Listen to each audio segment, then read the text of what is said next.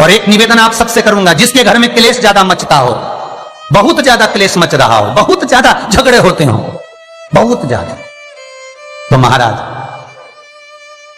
शंकर भगवान पर थोड़ा सा चावल एक कटोरी में गला लो, थोड़ा सा चावल गलाओ, गलाकर उसको पीस लो, पीस कर उस चावल में थोड़ा सा चंदन, थोड़ी सी हल्दी डाल लो, उसका उपटन तैयार करो। बुधवार के दिन, कोई भी बुधवार, शंकर जी के मंदिर में जाकर शंकर भगवान के शिवलिंग पर उस चावल का लेपन करो। 7 लोटा पानी, मात्र 7 लोटा पानी शंकर को समर्पित करो, शिव को समर्पित, अपनी कामना कर कर अपना भाव रखकर जब वापिस चलो, जिस कटोरी में से भगवान शंकर को आपने उपटन लगाया था वही कटोरी घर लेकर आओ। घर के मूल स्थान जो भी हैं, हर हॉल में, कमरे में उसकी एक एक बिंदी लगा दीजिए। मात्र 3 बुधवार आप कर लीजिए, आपके घर में कभी क्लेश नहीं हो सकता। भूमि का कितना भी दोष होगा सिद्ध हो।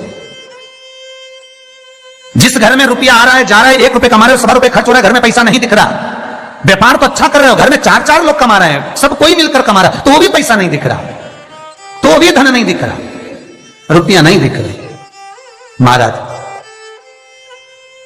अगर धन संचिता में नहीं पड़ रहा, धन संचिता में नहीं आ रहा, तो महाराज शिव महापुराण की कथा कहती है तिल्ली का लेपन, तिल्ली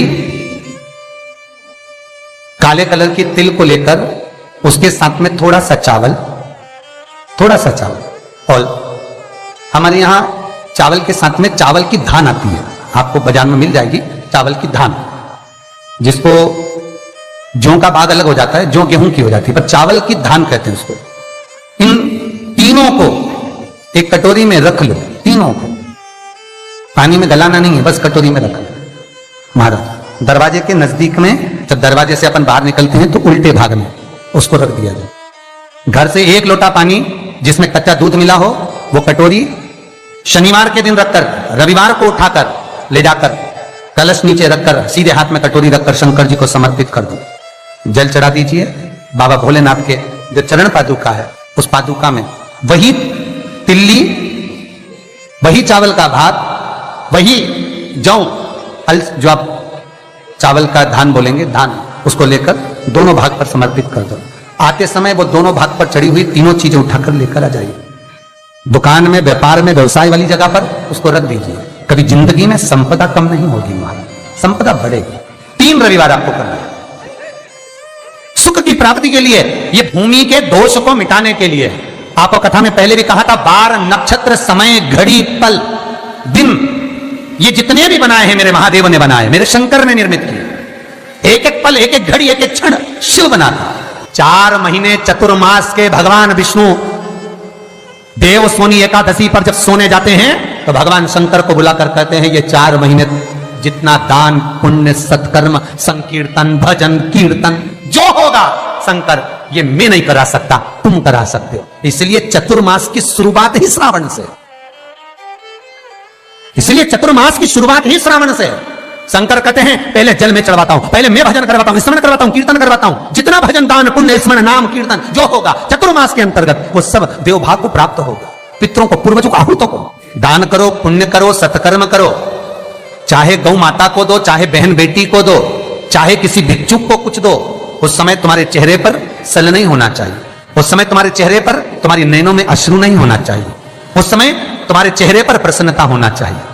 घर पर बहन बेटी आ जाए और बहन बेटी राखी बांधने आई, बहन बेटी तीज त्योहार पर आई और तुमने एक साड़ी दी या 500 रुपए दिए या 1000 रुपए दिए या 2000 रुपए दिए और भाभी का मुंह भगोने जैसा हो गया,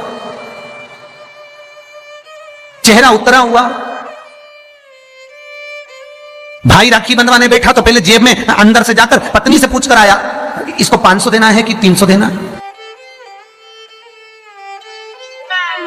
राखी बंधवाने से पहले, पाटे पर बैठने से पहले, आसन पर बैठने से पहले, सोफे पर बैठने से पहले, जब भाई राखी बंधवाने बैठता है तो पहले अंदर जाकर अपनी धर्मपत्नी से पूछता कितना देना है।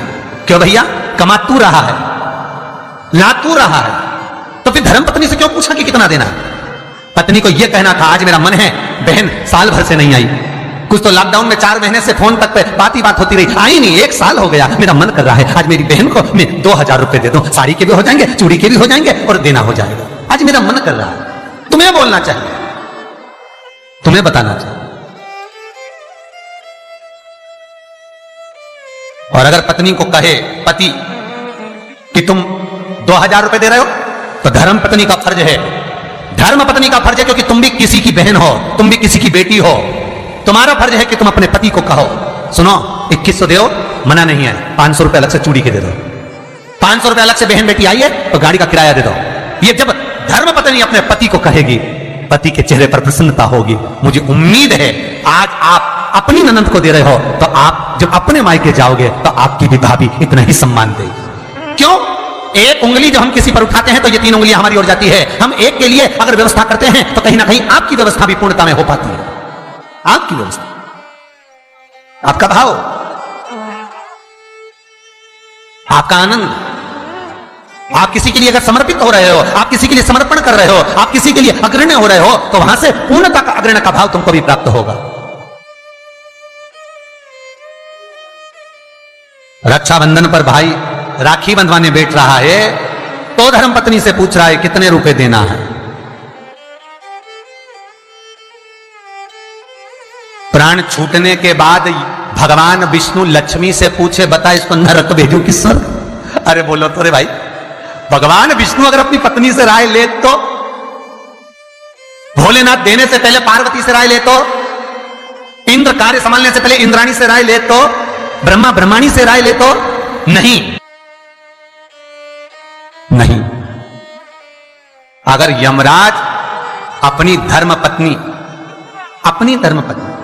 दक्षिण से पूछे, ए दक्षिणा तू बता कि ये जो मरा है इसको मैं स्वर्ग भेजूं कि नरक? तो सबसे ज्यादा अगर दक्षिणा देवी बोलेगी तो एक ही बात बोलेगी यमराज की पत्नी, एक काम करिए इसको नरक भेज दो। क्यों? क्योंकि ये कभी दक्षिण मुख कर कोई काम ही नहीं करा। बोलो, दक्षिण मुख करके कौन कार्य करता है? दक्षिण मुख करके कौन पूजन करता है? दक्षिण मुख करके कौन स्मरण करता है? दक्षिण मुख करके कौन सेवा करता है? तो दक्षिणा को तो क्रोध आना चाहिए कि ये कभी मेरी ओर मुंह करके कभी भजन नहीं करा, इसने कभी मेरी ओर मुंह करके मेरे को देखा तक नहीं, कभी मेरी ओर मुख नहीं करा। तो दक्षिणा देवी तो क्रोध में आकर बोल देगी इसको नरक भेज दो। पर यमराज जब मृत्यु का दंड देता है, यमराज जब प्राणों को हरता है, अपनी पत्नी से नहीं पूछता, भगवान विष्णु लक्ष्मी से नहीं पूछते कि इसको क्या देना है, ब्रह्मा ब्रह्माणी से नहीं पूछते कि इसको क्या देना है, इंद्र इंद्राणी से नहीं पूछते कि क्या देना है, शंकर पार्वती से नहीं पूछते कि क्या देना है। तब केवल उनकी विचार धारणा, केवल वही देखा जाता है कि उसका भाव कितना, उसके भाव की सिद्धता कितनी। पर आज का जमाना है, बहन जैसे ही आई राखी बांधने, भैया चलो बैठो पाटे पे, अंदर अभी आया, अंदर गया, कितने देना है? साड़ी रखी है मैंने निकाल दी है, धर्मपत्नी कहती है साड़ी निकाल दी मैंने, ये साड़ी दे देना। और सुनो, साड़ी के पास 500 रुपए रख देना, बहुत है, साड़ी भी तो देना है। और ये तूने जो अपनी ननद के साथ करा, अब तू अपने मायके जा और तेरी भाभी तेरे साथ करे तो तुझे कैसा लगेगा? 3 को देने से कभी नहीं घटता, शिव महापुराण की कथा कहती है।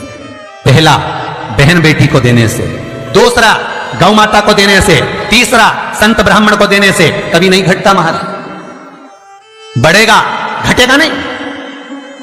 बहन बेटी को देने से कभी घटता नहीं है, तुमने जो दिया उसका 4 गुना अगले साल तक तुम्हें प्राप्त हो जाएगा। गौ माता को 1 रोटी दी है, गौ माता के निमित्त से 1 रुपया निकाला है, गौ माता के निमित्त से 1 रुपया भी अगर तुमने दान करा है, पुण्य करा है, उसके निमित्त का अगले वर्ष तक यही तारीख लिख कर रखना, कितना पुण्य प्राप्त होता है, कितना फल प्राप्त होता है, कितनी लक्ष्मी प्राप्त होती है। देने से घटता नहीं है। तीसरा, संत ब्राह्मण को देने से कभी घटता नहीं है, आपने जो दिया उसका 1000 गुना आपको प्राप्त हो जाता है, 1000 गुना। उम्मीद है यह वीडियो अच्छी लगी होगी। अच्छी लगी हो तो इसे जरूरतमंदों के साथ जरूर शेयर करें ताकि वे भी इस उपाय से लाभ उठा सकें। धन्यवाद। श्री शिवाय नमस्तुभ्यम।